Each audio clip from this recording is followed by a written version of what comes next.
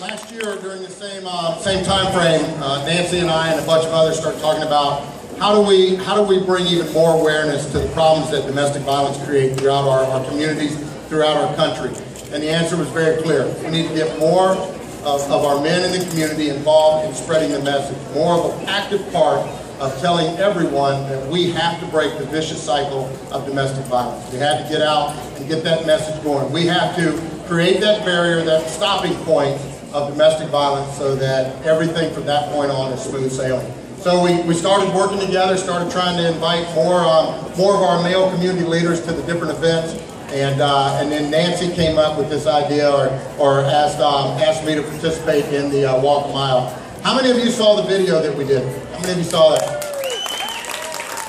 Probably one of the most painful things I've ever done in my life.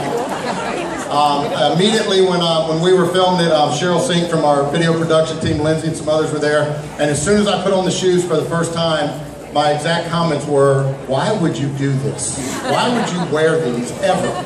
And they told me to make your calves look better. So, I don't know if it's working, but I'm going to find out right now.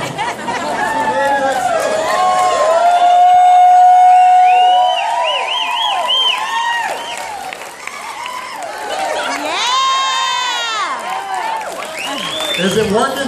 Yeah! Well, it's going to have to stop working here in just a little bit. I'm telling you that right now. We truly, Mark did a great job at really saying why we're all here today. We know how much of a negative impact domestic violence and violence against women has on our community. And we have to.